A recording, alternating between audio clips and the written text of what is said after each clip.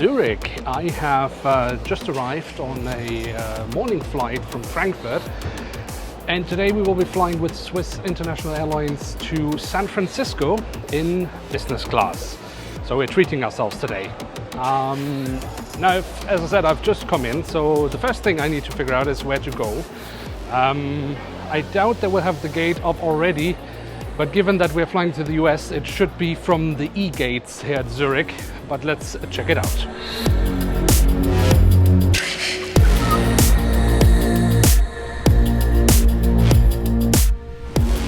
Alright, so I was right. Gate has not been shown yet, but I am fairly confident that it will be from E. And I've actually never been to E at Zurich, so I need to figure out to go this way. Yeah, so this is a premiere for me. I've been flying through Zurich many times, but this will be my first intercontinental flight from Zurich, which is also why it will be the first time that I have a gate at E here at Zurich. So yeah, I will try to find my way over there. And I think the first stop will probably be passport control, but after that I think we'll head for a lounge. E-gates at Zurich are at a satellite terminal, so we do have a bit of a walk in front of us and need to pass the passport control, but on the way there is a small highlight waiting for us.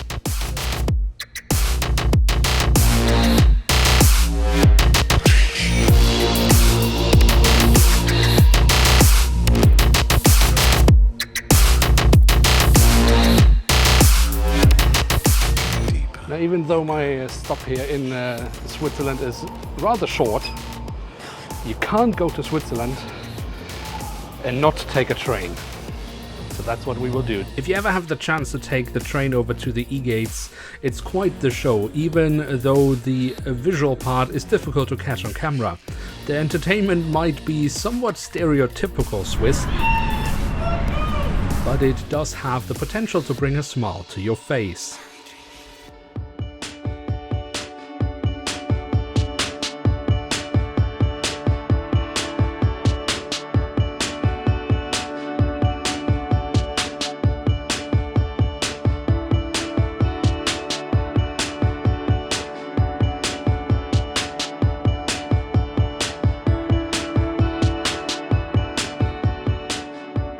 Now, as we have some time before boarding starts, we should use the time to check out the Swiss lounge, as this is definitely worth a visit.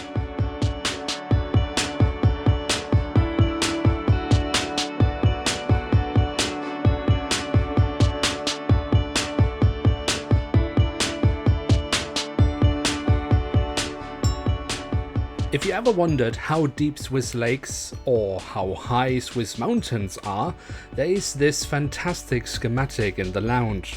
And apart from a lovely bar, plenty of other drink options and freshly made meals, the best this lounge has to offer is this terrace with an unobstructed view over the airfield. I could spend hours here.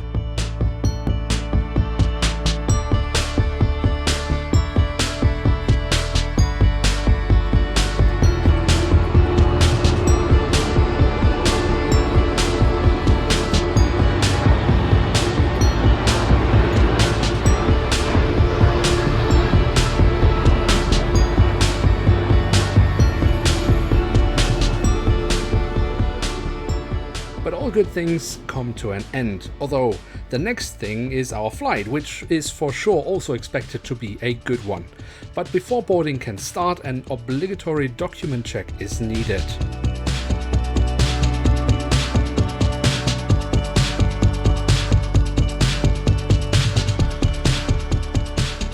Now, I love the look of this terminal, but it has major issues. The look of the terminal is based on raw concrete, steel and glass. It's been put together well, but there is nothing to absorb sounds, which leads to absolutely terrible acoustics. So apart from everything being much louder than necessary, It also means that any PA announcement simply drowns away in the noise, so even when standing right next to the boarding desk, you hardly understand any announcement. This is for sure also a contributing factor to the chaos that ensues during boarding. This is meant to be done by groups, but when passengers can't hear the announcements, you hardly can blame them for not knowing when to board the aircraft.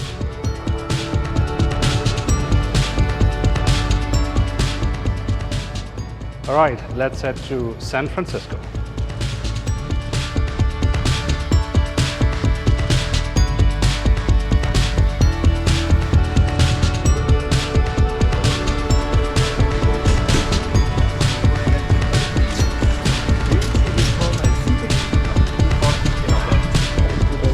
Hallo, grüezi.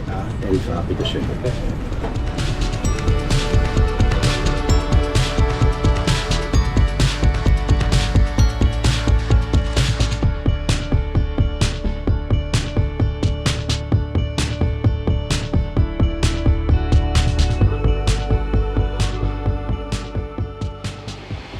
So welcome on board flight LX38 from Zurich to San Francisco. I am in my seat here in 11A and now very much look forward to see what Swiss International Airlines can offer in business class on an intercontinental route. With Swiss and business class, you have 2 seats in the middle and on the sides the option of rows with 2 or 1 seat.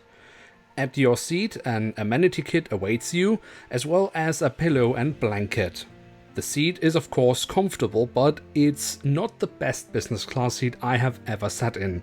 Needless to say, the seat pitch is great and the seat can be controlled with physical buttons, which I for sure prefer as it prevents the seat to have a life on its own, as often is the case when touch buttons are used. The overhead compartments offer plenty of space, and if you need to store even more things, there are plenty more options at your seat, like here, or this rather pointless compartment.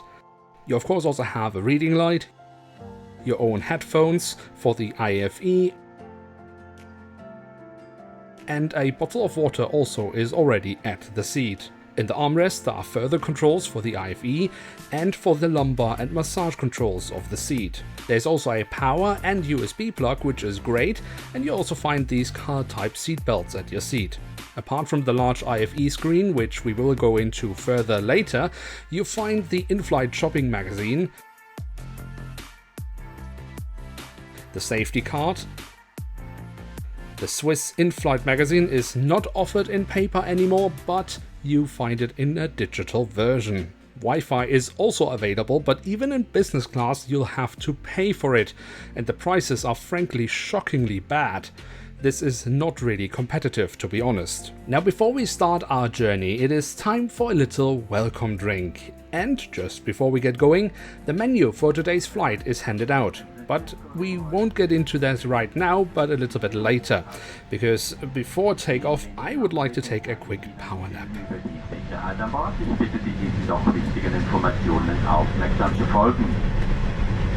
Meine Damen und Herren, liebe Kinder, schön, dass Sie heute unsere Gäste sind, Ihre ganze Besatzung.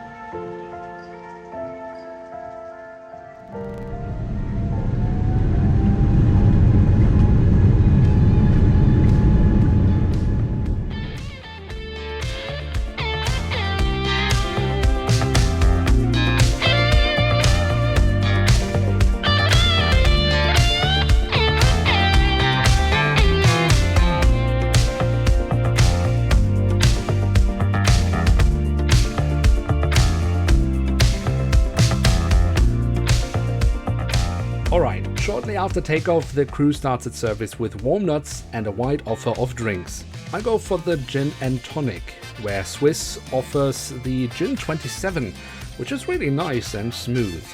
While I indulge myself, we can take a quick look at the IFE.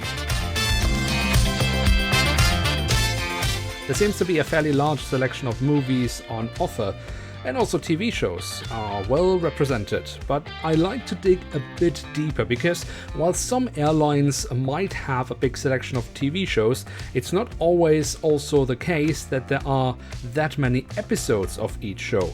But here it does look like most shows have quite a few episodes, enough at least for some binge watching. The music section, however, is a bit of a letdown with a very limited selection. But there is no time to dwell on that as our dinner is served. Or is it lunch? I'm starting to get lost here in the time zones. For the starter, I went for a pancake with cured sea bass with cabbage, sesame mayonnaise and teriyaki sauce, and another gin and tonic as my first miraculously had disappeared. All in all, really tasty with nice combinations of textures with the soft fish and chunky cabbage. Just the so-called pancake was a bit misplaced in my opinion. And I enjoyed all this while watching an aviation documentary while the crew started serving the mains. Here there were various options from vegetarian to chicken, fish, or a nice braised beef ragu, which I went for. This was accompanied with glazed carrots, potatoes, celery and spring onions, which I enjoyed together with a Spanish rioja. All in all, a delicious meal.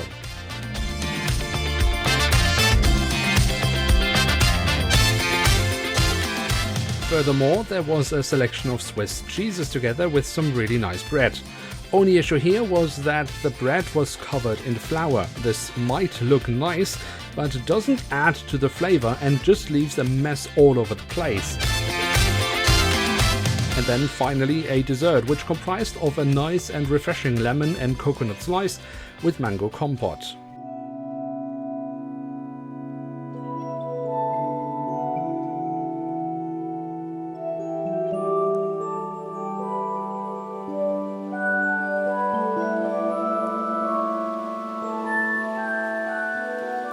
After the meal, a certain peace and quiet befell the cabin, and as we were flying over the southern parts of Greenland, I started to get a bit tired. So it was time to lean back a bit and enjoy some of the entertainment on board. I did in the end also use the lie flat option of the seat to get some sleep, but I have yet to come across a lie flat seat that actually is comfortable. Don't get me wrong, it's definitely nice to be able to lie down on a long flight, but really comfortable? No, unfortunately this seat just wasn't. Still, after some shut eye, or at least the attempt of it, I was up again. Now for the last part of this almost 11-hour long flight, it would not be unusual for an airline like Swiss to start another meal service. But Swiss doesn't do that. Instead, they offer what they call their bistro service, which is available throughout the flight until 90 minutes before landing. So what is the bistro service? Well, it is the offer of various small snacks or meal options that you can order from your seat, or you can ask for it in the galley. To begin with, I asked for a sandwich and ice cream. By now they only have vanilla ice cream left, but that's not a big issue. The sandwich is alright, but my god, it is tiny. If this is to replace a full second meal service, then it definitely failed. So after a little while, I try my luck with the gnocchi, with the broccoli, peppers and salsiccia, grana padano and roasted pine nuts. It tastes perfectly fine, but to call it a culinary sensation would be too much. Now, had this been a 6 to 8 hour flight, I think having one full meal service and then for the rest of the flight having the bistro option available would probably be alright, but for an almost 11-hour flight, I can't help but feel somewhat cheated when flying business class to only have one full meal service. The quality and or size of the offered items in the bistro did also, in my opinion, not live up to what a business class should offer on an intercontinental flight in order to replace a second meal. As an addition to 2 meal services, sure, but as a replacement for one, no. That is not good enough in my opinion.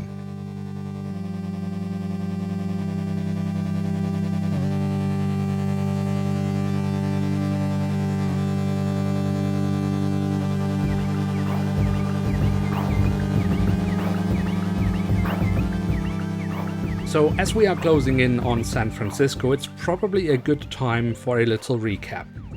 The overall flight experience was alright, and while I probably would regard the Swiss business class to be the best business class within the Lufthansa group, it's only by margins, and for sure doesn't set the world on fire. Only having one full meal service was disappointing. The seat was okay comfortable throughout the flight, but also here there must be better options in the world of aviation. The service of the cabin crew was good and attentive. The only thing I noticed here was an imbalance in between the two aisles in how often they were frequented by the cabin crew. It did, however, also seem like there was more staff in the other aisle, which would explain this observation. I did get all the attention I needed, but a little more coordination by the crew would probably have been a good idea here. Ultimately, it was an enjoyable flight, and flying Swiss business class to the US West Coast is definitely a good option, but with minor weaknesses.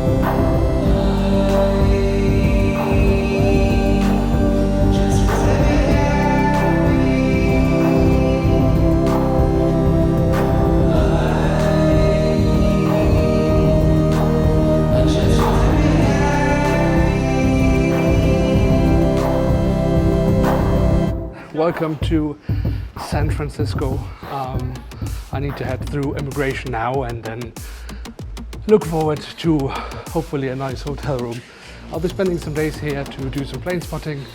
We'll also do a day trip to LA for some plane spotting and some traveling around, so there will be loads of really hopefully nice videos coming here on the channel, so keep an eye out for that. For now, I would like to say thank you very much for having joined me on this trip. And if you like this type of content, don't forget to leave a like, and of course you're always welcome to hit subscribe. With that, thanks so much for watching, see you soon and bye.